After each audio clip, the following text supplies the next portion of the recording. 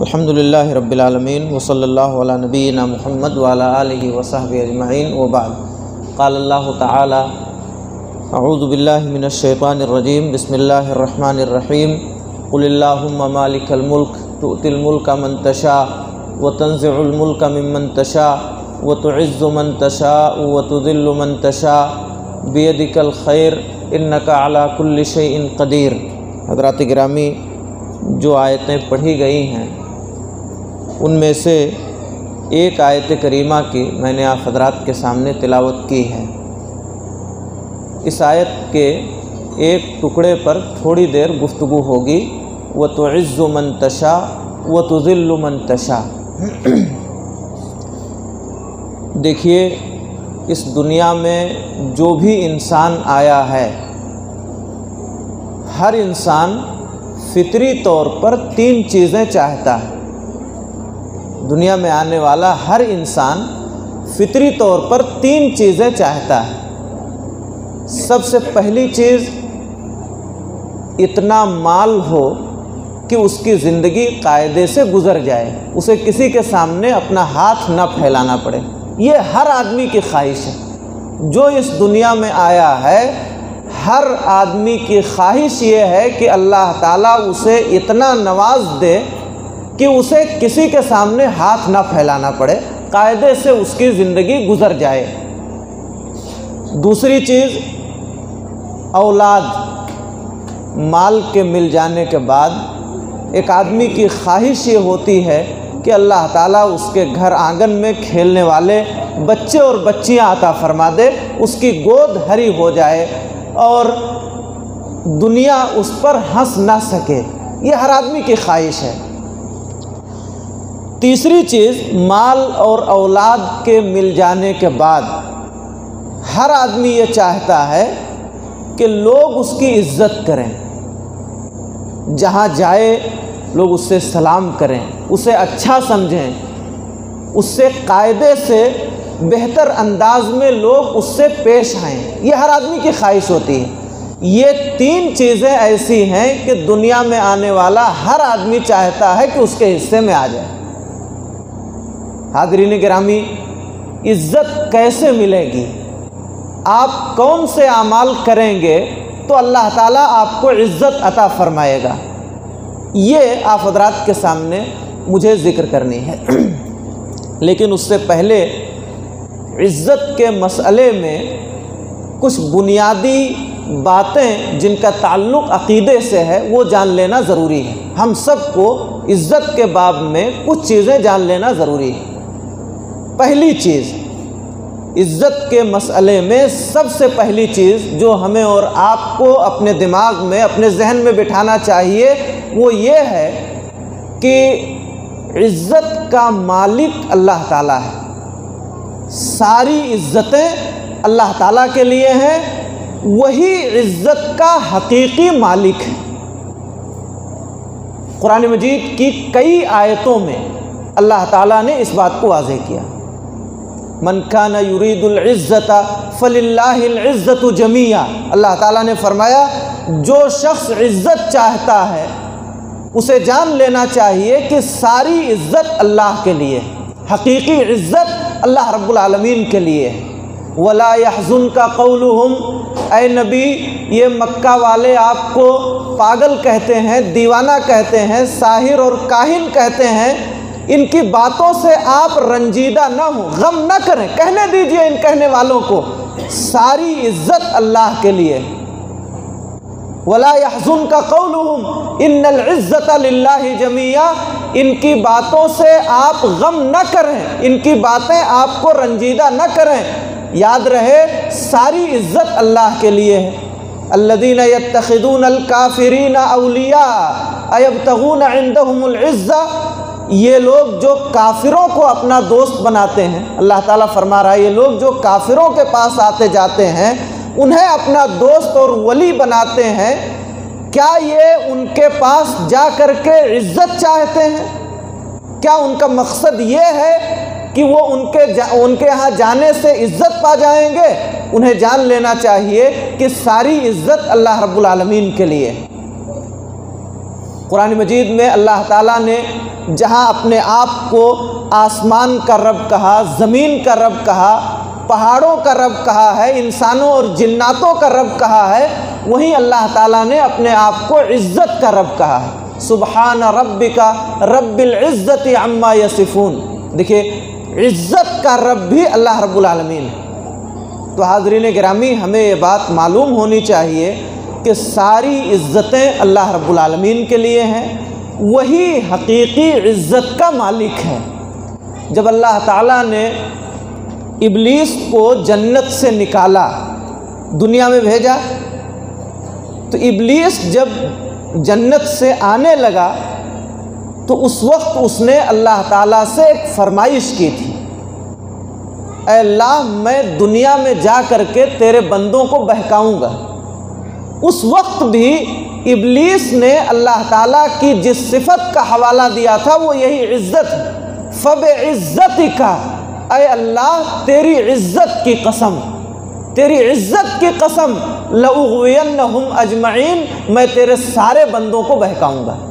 تو حاضرین گرامی، ان تمام آیتوں سے یہ بات واضح ہو گئی کہ ساری عزتیں، حقیقی عزتیں اللہ رب العالمین کے لیے ہیں، وہی عزت کا مالک ہے۔ دوسری چیز، اللہ تعالیٰ جسے چاہے عزت دیتا ہے اور جس کو چاہے ذلیل کر دیتا ہے۔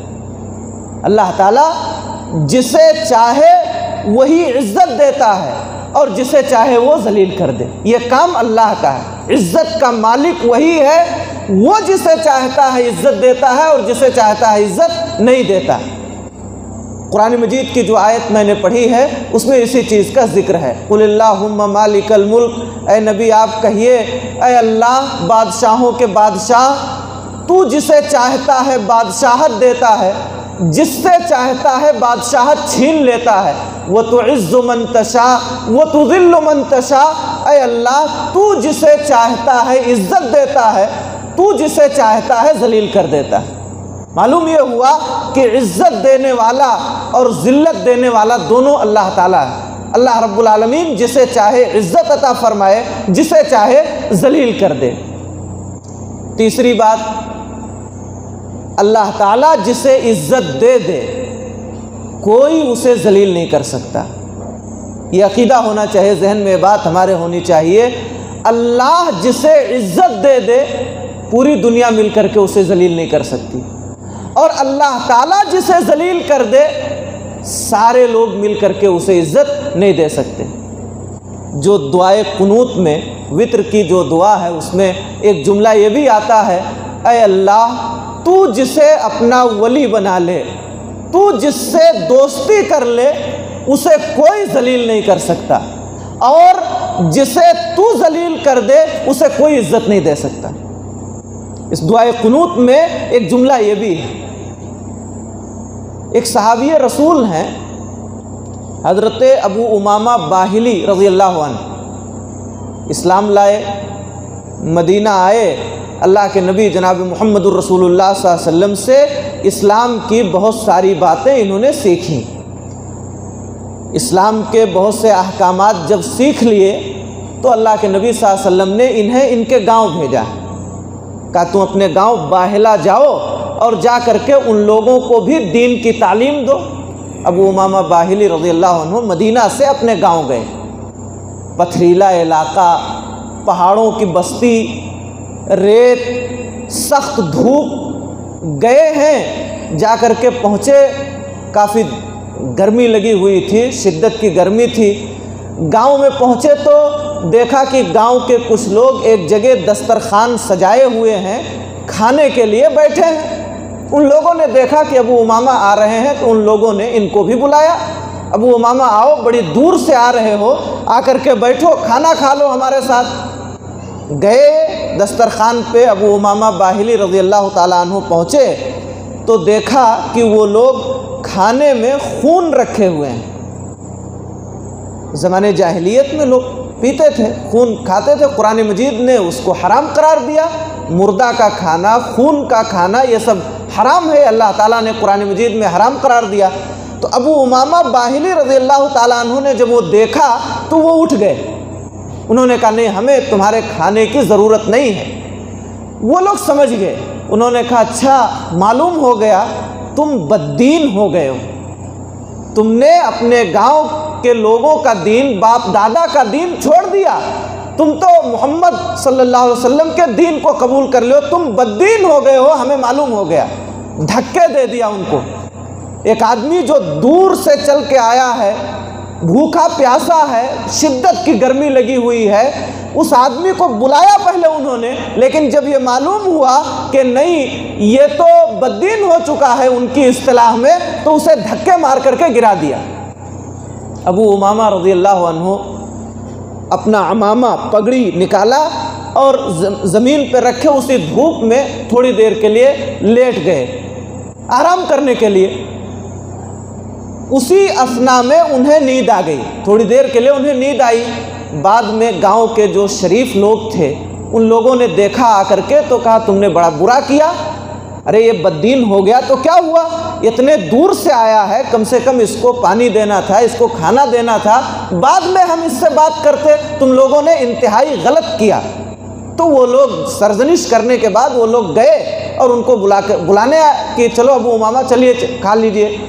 تو حضرت ابو امامہ رضی اللہ تعالیٰ عنہ نے کہا کہ مجھے تم لوگوں کے کھانے اور پانی کی ضرورت نہیں ہے، مجھے میرے رب نے کھلا دیا پلا دیا، مجھے میرے رب نے کھلا پلا دیا ہے، مجھے تمہارے کھانا اور پانی کی ضرورت نہیں ہے۔ انہیں یقین نہیں ہو رہا تھا تو انہوں نے اپنا یہ جبہ اٹھا دیا، کہا دیکھو عظم بطنی، میرا پیٹ دیکھو، میں سیراب ہو چکا ہوں، اللہ تعالیٰ نے مجھے کھلا پلا دیا ہے۔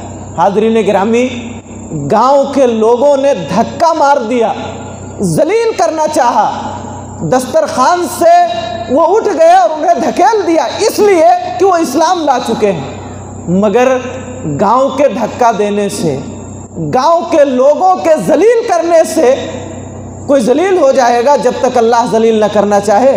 ہرگز نہیں۔ اللہ تعالیٰ نے انہیں عزت دی، اور پھر اس واقعے کے بعد ایک دن ایسا آیا کہ ان کا پورا گاؤں اسلام کے دائرے میں آ گیا۔ تو دیکھیے، عزت اللہ دیتا ہے، جسے اللہ عزت دے دے اسے کوئی ذلیل نہیں کر سکتا، اور جسے اللہ ذلیل کر دے اسے کوئی عزت نہیں دے سکتا۔ ایک غزوے کے موقع پر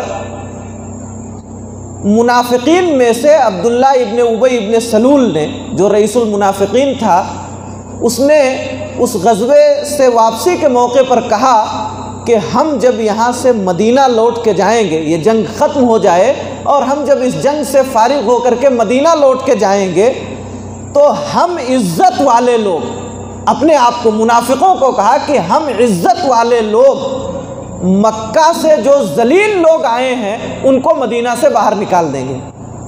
کن کو ذلیل کہہ رہا ہے؟ وہ لوگ جو مکہ سے اپنا گھر چھوڑ کے، اپنا کاروبار چھوڑ کے، اللہ کی رضا کے لیے سب کچھ چھوڑ کے چلے آئے ہیں، انہیں یہ منافق ذلیل کہہ رہا ہے اور اپنے آپ کو عزت والا کہہ رہا ہے۔ ہم عزت والے لوگ ان مکہ سے آئے ہوئے ذلیل لوگوں کو مدینہ سے باہر نکال دیں گے۔ ایک صحابی رسول نے سن لیا، بڑی تکلیف ہوئی انہیں، جو آدمی گھر بار چھوڑ کے اللہ کی رضا کے لیے آیا ہو، اس کو اگر اس طرح کی بات کہی جائے، ظاہر سی بات ہے تکلیف ہوگی۔ جا کے اللہ کے نبی صلی اللہ علیہ وسلم سے شکایت کیا، کہا اللہ کے پاک رسول اس طرح وہ کہہ رہا ہے ہم لوگوں کو۔ نبی کریم صلی اللہ علیہ وسلم نے بلایا، منافق آدمی تھا، جھوٹ بول دیا، اس نے کہا کہ ہم نے تو کچھ نہیں کہا ہے۔ بڑی تکلیف پہنچی صحابی رسول کو، بہت کھلی یہ بات انہیں۔ دعا کیا اللہ تعالیٰ سے، پروردگار عالم ہماری عزت کی حفاظت کرنا، ہمیں یہ جھوٹا ثابت کر رہا ہے۔ اللہ تعالیٰ نے قرآن مجید میں آیت نازل فرمائی اس صحابی رسول کی عزت کی حفاظت کے لیے۔ اللہ تعالیٰ نے قرآن مجید میں آیت نازل فرمائی، یقولون لئن رجعنا الی المدینۃ لیخرجن الاعز منها الاذل۔ سورہ منافقون میں اللہ نے آیت نازل فرمائی، یہ منافقین کہتے ہیں کہ جب اس غزوے سے فارغ ہو کر کے ہم لوٹ کے مدینہ جائیں گے تو ہم عزت والے لوگ ان مکہ سے آئے ہوئے ذلیل لوگوں کو مدینہ سے باہر نکال دیں گے۔ وَلِلَّهِ الْعِزَّةُ وَلِرَسُولِهِ وَلِلْمُؤْمِنِينَ، حالانکہ انہیں پتہ نہیں عزت اللہ کے لیے ہے، اس کے رسول کے لیے ہے اور اس کے ایمان والے بندوں کے لیے۔ تو دیکھیے، ایک شخص منافق نے ایک صحابی رسول کو ذلیل کرنا چاہا جھوٹ بول کر کے، مگر اللہ نے ان کی عزت کی حفاظت فرمائی اور قرآن مجید میں ان کی سچائی میں آیت نازل فرمائی۔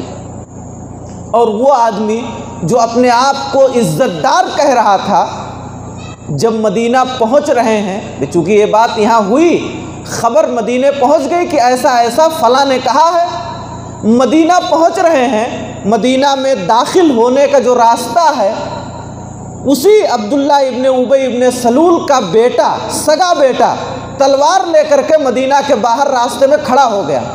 ایک طرف بیٹا ہے اور ایک طرف باپ ہے، اپنے آپ کو سب سے عزت والا کہنے والا اس کا بیٹا سامنے تلوار لیے کھڑا ہے۔ مدینہ میں داخل نہیں ہونا جب تک محمد الرسول اللہ صلی اللہ علیہ وسلم اجازت نہ دے دے، ورنہ یہ تلوار تمہاری گردن پر چلے گی۔ دیکھیے، اللہ نے اس آدمی کو جو اپنے آپ کو بہت عزت والا کہہ رہا تھا اور اللہ کے نبی صلی اللہ علیہ وسلم اور آپ کے صحابہ کو ذلیل کہہ رہا تھا، اللہ نے اسے اس کے بیٹے ہی کے ذریعہ ذلیل کر دیا۔ تو حاضرین گرامی، ساری عزتیں اللہ کے لیے ہیں، وہی جسے چاہتا ہے عزت دیتا ہے، جسے چاہتا ہے ذلیل کرتا ہے۔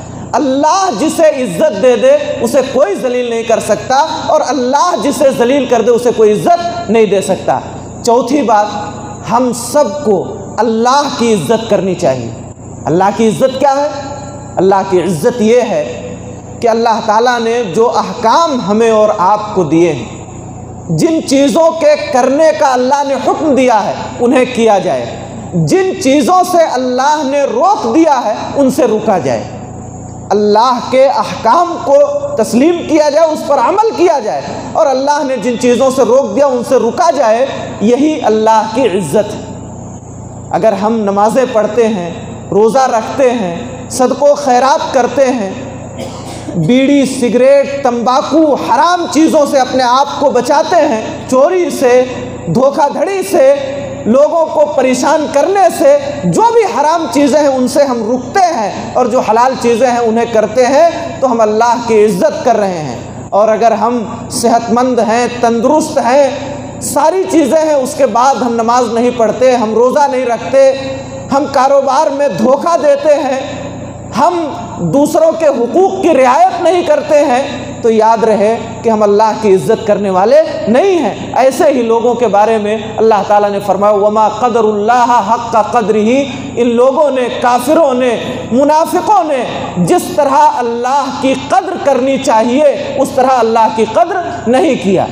تو وہ لوگ جو اللہ کے احکام کو پامال کرتے ہیں، اللہ کے احکام پر عمل نہیں کرتے، اللہ رب العالمین نے جن چیزوں سے روکا ہے اس سے رکتے نہیں، تو ایسے لوگ اللہ کی عزت کرنے والے نہیں ہیں۔ ایک بندے مومن کے لیے ضروری ہے کہ وہ اللہ کی عزت کرے۔ پانچویں بات، اللہ تعالیٰ نے ہم سب کو جو تھوڑی بہت عزت دی ہے، ہماری ذمہ داری ہے کہ ہم اس عزت کو بچانے کی پوری کوشش کریں۔ ہم سے کوئی ایسا کام نہ ہونے پائے جو ہماری عزت کے لیے خطرہ بن جائے، ہماری عزت کو خطرے میں ڈال دینے والا ہو۔ اللہ نے ہمیں مسلمان بنایا، یہ بہت بڑی عزت ہے۔ اللہ نے ہمیں ایمان کی دولت سے نوازا، یہ بہت بڑی عزت ہے۔ علم دیا اللہ نے، بہت بڑی عزت ہے، یہ بہت بڑی عزت ہے۔ حاضرین گرامی، جو بھی تھوڑی بہت عزت اللہ نے ہمیں دی ہے، ہمیں اپنی اس عزت کی حفاظت کرنی چاہیے، اس لیے کہ اگر مال چلا جائے، ایک مقولہ ہے عربی، اردو، فارسی، ہر زبان میں، کہ مال، دولت گئی تو کچھ گیا۔ مال چلا گیا، آدمی پھر کما سکتا ہے، محنت کر سکتا ہے۔ جان گئی تو کچھ گیا، جوان بیٹا مر گیا اور کچھ ہو گیا، ٹھیک ہے، کچھ دنوں تک اس کا افسوس رہے گا، تکلیف رہے گی، وہ ختم ہو جائے گی، لیکن عزت چلی گئی تو سب کچھ چلا گیا۔